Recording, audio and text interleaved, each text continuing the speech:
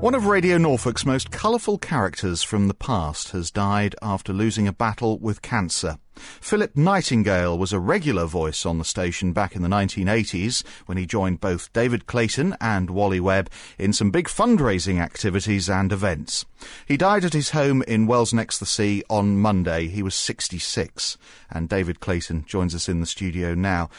David, the Norfolk Helpline immediately springs to mind, the registered charity that we had on the radio station for many years. Yeah, he was the sort of founding father of that. Philip was a real character who I knew, first of all, when he worked for the Children's Society. He was the kind of main fundraiser in this area, I think in East Anglia.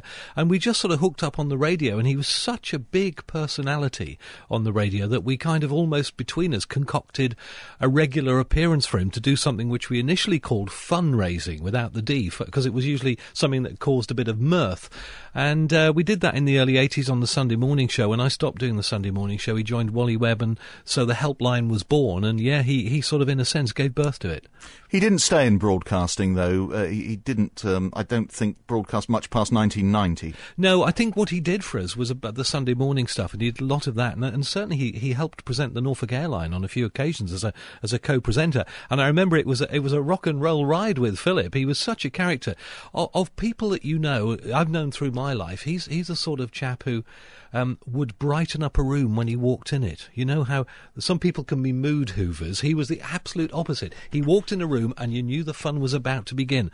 An incredible character, and he just sort of went back. He went to live in Wales, I think, to look after his mother, who sadly died about 3 years ago, and then sadly Philip's got ill, and now we've lost him. A lovely man. And an effusive broadcaster, but like that off the radio as well, I guess. Oh, absolutely. I mean, I have laughed more, I think, with Philip than many other people I've worked with, apart from professional comedians.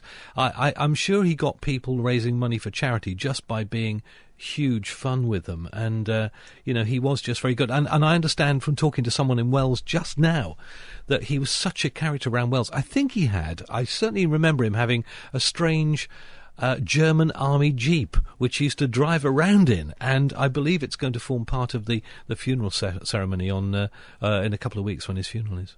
And I think that the funeral is taking place in Wells, is that right? Yes, it is. I've been told by the family to say that if anybody knew Philip, it's taking place Friday the 25th of January at 2 p.m. at St Nicholas Church in Wells, when I think obviously all the tributes will be paid, and to Rachel, Sarah and Christopher, his children, grown-up children now. I know they've been looking after him in his last days, and if it's any consolation, he died at home. But awful to lose a man who, is fondly remembered for just creating a lot of fun in fundraising. I think he put the fun in fundraising, and to be honest, was great fun to be with. I was shocked when I heard the news of his death on Monday, so our condolences to the family. Absolutely. David Clayton, thank you very much for joining us this evening, remembering the life of Philip Nightingale, a friend to us at Radio Norfolk who's died at the age of 60.